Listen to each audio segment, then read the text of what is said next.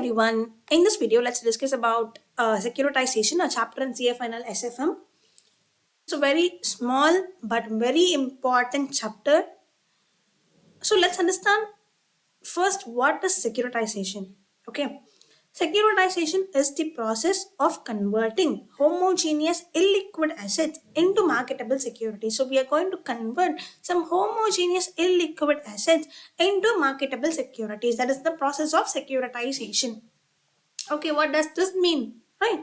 So first let us understand homogeneous. Homogeneous will be same type, okay, same quality, same type of things would be known as homogeneous. What does illiquid assets means? Those which are not readily convertible into cash will be known as illiquid. Those which are not convertible into cash at a quicker basis will be known as illiquid assets. Okay, now let's understand with an example. So there is a finance company, okay, which is granting only secured loans. Okay, a finance company is there which is gonna grant only secured loans. Okay, for example, it receivable, right? There will be a long-term receivable, but which has initial cash outflow.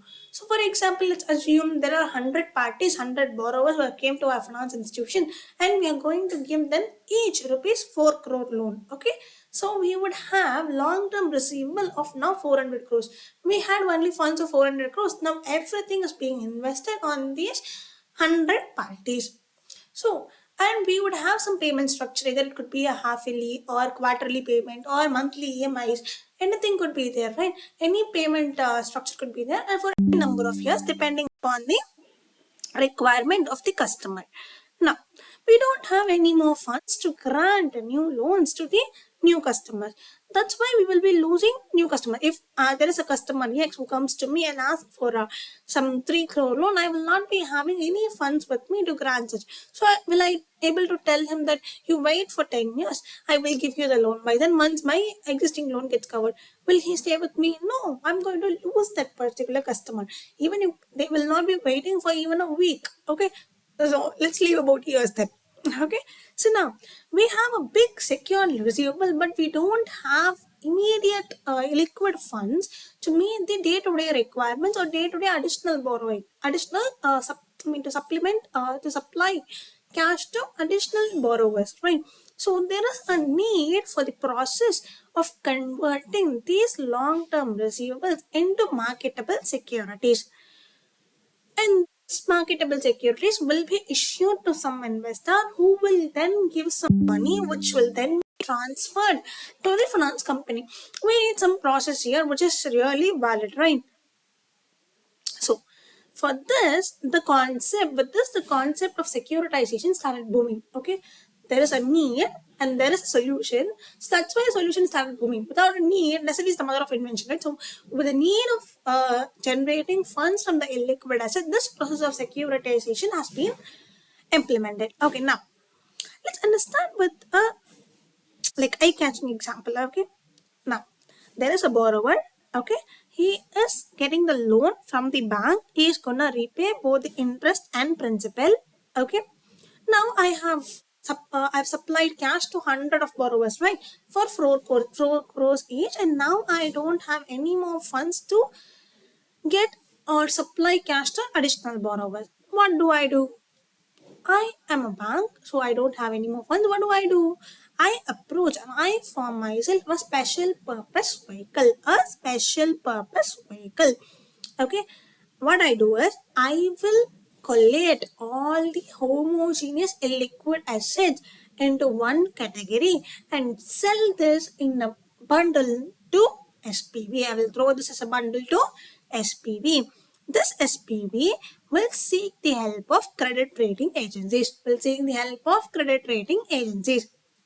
Okay, I've already mentioned this loan. All these loans are secured receivables, right? So I will have only the title deed of the security which is being collated or placed as a collateral with me. Okay, now this bundle will now be taking the help of credit rating agencies. What the credit rating agencies will do is they will bifurcate or segregate these loans receivables into different categories based on risk. Okay, and they will assign some credit rating like AAA, double A, single A. Okay, now they will assign these credit rating. Triple A will be highly secured, so they will get very less interest. Okay, if I'm going to give it a new investor. Okay, and likewise, these three categories of credit rating will be there. Okay, and they will put into three different tranches and give it back to SPV. Okay, now SPV has three different risk-based tranches. Now, what the SPV will again do is, within each tranches, it will collect all the long-term receivables which are having similar maturity. For example, there could be five loans which are maturing within the next 12 months. Those in AAA category, those will be collated together. Likewise, many different buckets will be formed. Okay. For example, in double A category, there will be five loans which are maturing after 5 years. So that will be collated together. In single A category, there will be six loans maturing after 7 years. So that will be collated together. Okay. Now these different buckets are formed, and this will now be converted into marketable securities. It will be converted into some bonds or debentures. Okay.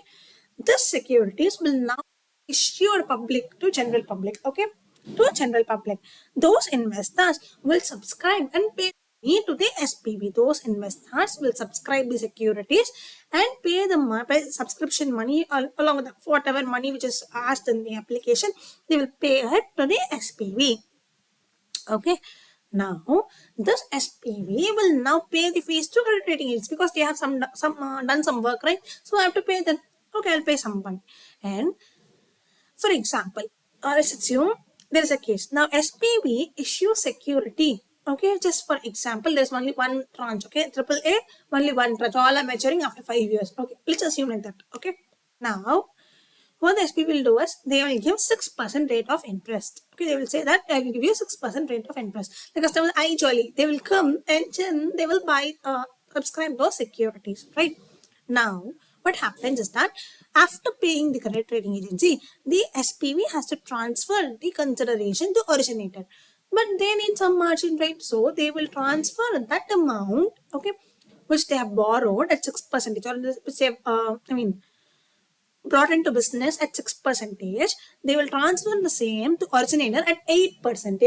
At 8%, the additional 2%, and after deducting the credit rating agency's fees, will be the net margin available to the SPV. Net margin is available to SPV for services they have rendered. Okay. Now, the originator would have got the would have now sold the liquid assets and got the consideration, which is now at 8%, right? They have received at 8%.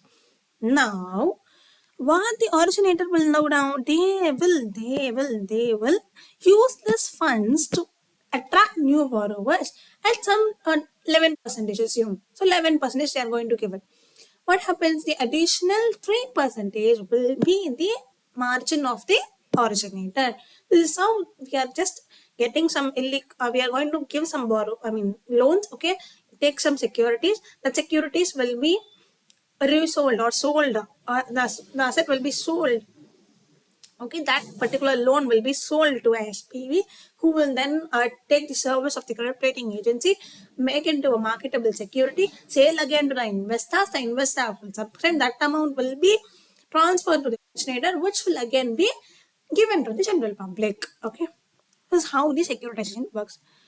Okay, if you are comfortable, you can proceed, or else please check this example once again. Okay, there will be some ancillary service providers will be like who will be, if there is a foreign exchange transaction here, that will be hedged. Okay, that all will be the ancillary service provider, and the bank or the financial institution, which is the starting point of securitization, would be known as originator.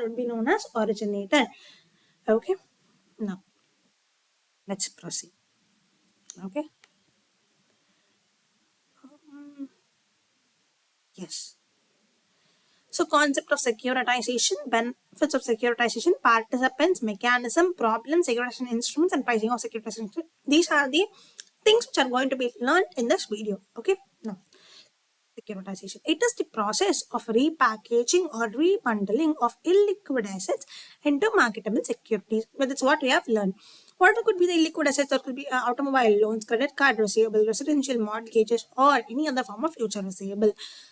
So let's see the flow chart, the process of securitization. Banks and financial institution facing a shortage of funds wants to raise money without increasing their financial burden. They don't want to increase their financial burden. So selling these illegal mortgage-based assets to special purpose vehicle. They will sell these to special purpose vehicle. SPV pool these illiquid assets and convert them into marketable debt securities. Securities are being made marketable by obtaining credit rating from the credit rating agencies. These securities are then issued to various investors by appointing a merchant banker. In most of the cases, the originator collects the payment from the original borrowers relating to the mortgage-based assets and passes them directly to the SPV. The SPV then makes interest payment and return on principal on maturity to the holders of the securitized instrument. Okay. Now, securitization, creation of financial instrument, creation of additional financial products of securities in the market backed by collaterals.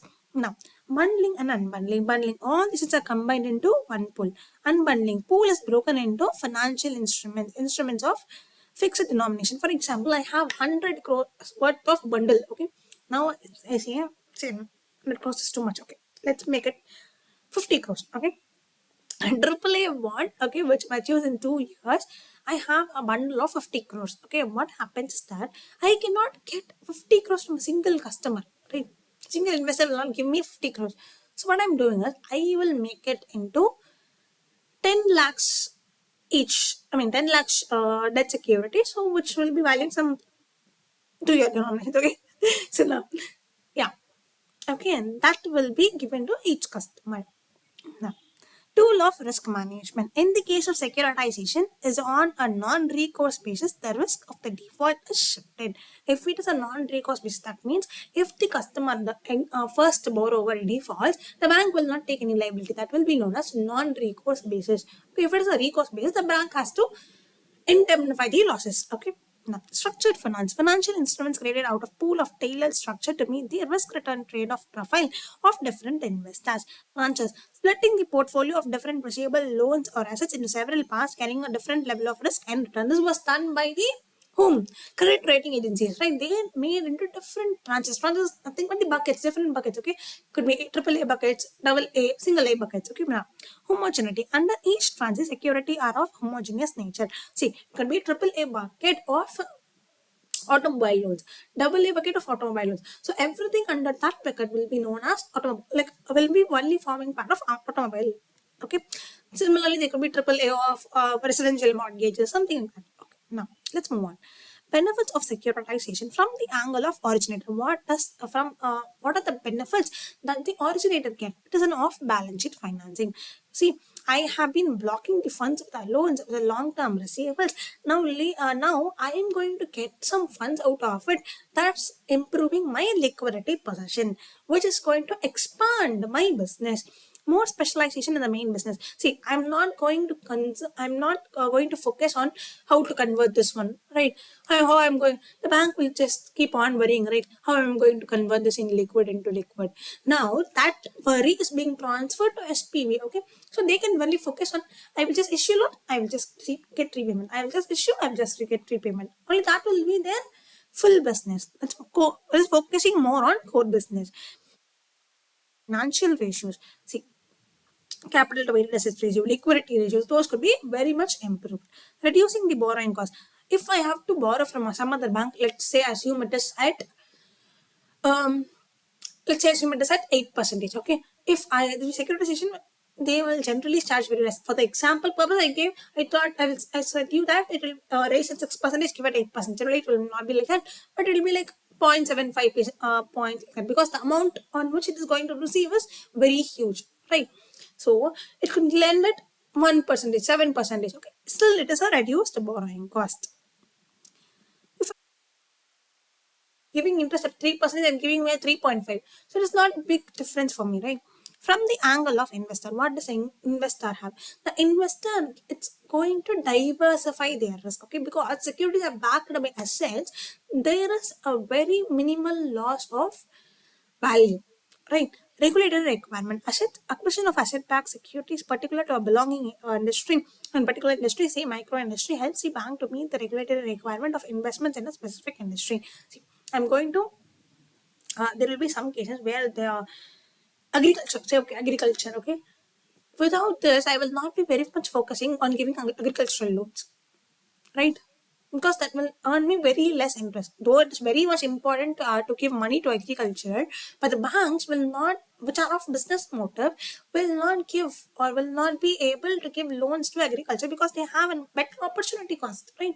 It's having higher opportunity cost. That's why they will not be able to giving the loans. But with this process of securitization, they will just obtain the agricultural land as a mortgage and then pledge it against the SPV. Then they will raise the immediate finance. That's why they will be at least able to meet the minimum requirement, which is laid down by the RBI. Now, protection against default. In the case of recourse arrangement, I said, right, the banks has to make good. That is, banks has to indemnify the securitization, the SPV or the investor to good losses. Now, participants in the securitization. Who are the participants? I have some known as primary participants and secondary participants. The primary participants are those without whom the securitization process itself will not be there. Who are those 3%? Originator, SPV, investor. We said, right. Who are these three big people here? One is originator, second one is SPV, and third one is investors, right? So these three are important persons in this process of securitization. That's why they will be known as primary participants. Okay. Simple, right? Originator, the bank, special purpose vehicle, who is the uh, who is the for case of the securitization process, and investor are those who are the general public who are going to invest the money taking the securities. Secondary participants, one will be obligers. Obligations are nothing but the first time borrowers. The borrowers who have been borrowing from the originator will be known as obligers, the borrowers. Okay, rating is credit rating agency, receiving and paying agent. For example, they banks are very busy, SPV is also very busy, so they are going to appoint some agent who is going to collect. Like we have some Vijay's movie, right? He will go and collect the money, right? Not sure. Bhairava, I guess. So that's what. Okay. He will be upon just receiving and paying agent, right? He'll go a fight and get the money. That's what. Now, agent or trustee to take care. See, there is an okay. SPV is also the some subdivision of bank, right? So they could cheat the investor. For that, they will see. Generally, what happens even in the companies, they will form employee trust, okay, to take care of the welfare of the employees, like that. To take care of the welfare of the investors, they will be an agent or trust. Okay, now, credit enhancer. He will say the mechanism by which the credit ratings can be improved. Structured. See, is there nothing but like the agencies like for okay, I don't remember the exact word. Just give me a minute. Somewhere I saw it.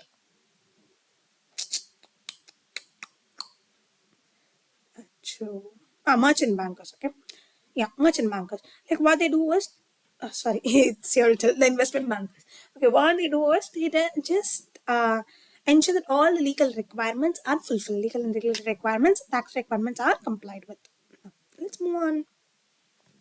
Mechanism, how it's being done. First, we will create a pool of asset, then which is will transfer to SPV, then the same will be sold as securitized paper. Now, administration of asset will be transferred.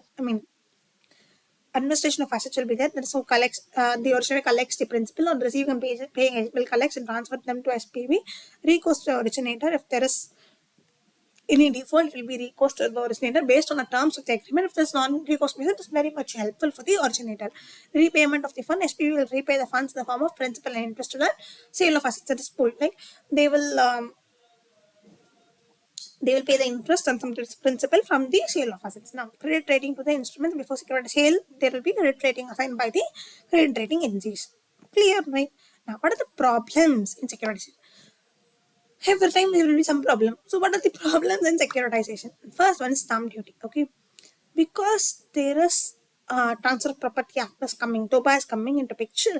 The stamp duty of doing such agreement itself could be as high as 12%. as high as 12%. That could be a different. I mean, see, if I'm taking 100 rupees, 12% goes as taxes, only a stamp duty. Okay, then who will be interested? That's why they are saying that there could be a problem because of this. Now, taxation. In the absence of there is no specific provision with respect to sale of the such securitized, sale of assets by the originator to the SPV.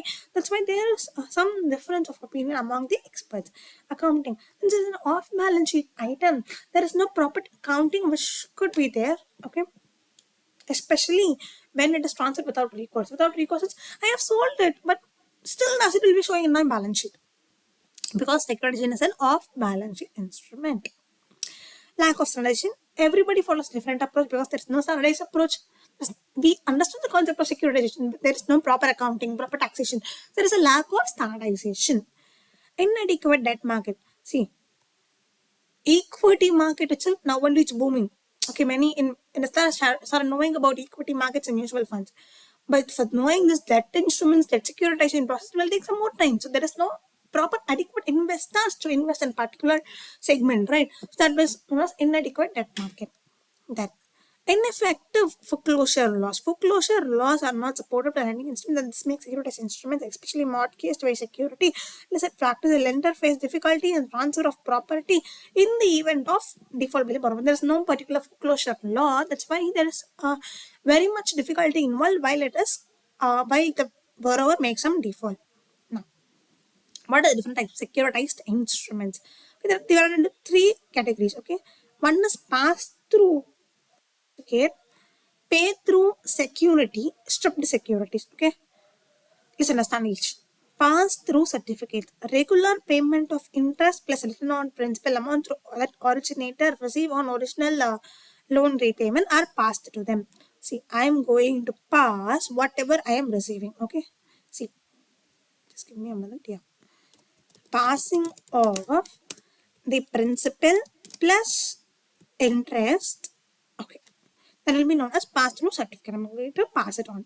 Pay through securities. Interest is not passed on to the holders of securitization. Instead, new securities are issued to them. See, I'm going to pay cash to them. Okay, that will be known as pass-through certificates. Okay, I am going to pay them as security. That is, not going to give you interest for that. I'm going to give you new securities.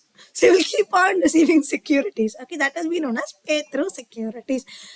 But principal will be repaid. Okay, for the interest amount, I will be passing you some new securities. Okay, stripped securities created by dividing the cash flows with the underlying securities. I will say that you will receive only the interest portion. Okay, you will receive only the, which means it's not that I will receive only the interest portion for the amount which I've contributed. No, no, no, not that way. See, there will be, let's assume here, go back to the example here. It's taking time, but it's worth investing. Okay, see, pass through certificates, right?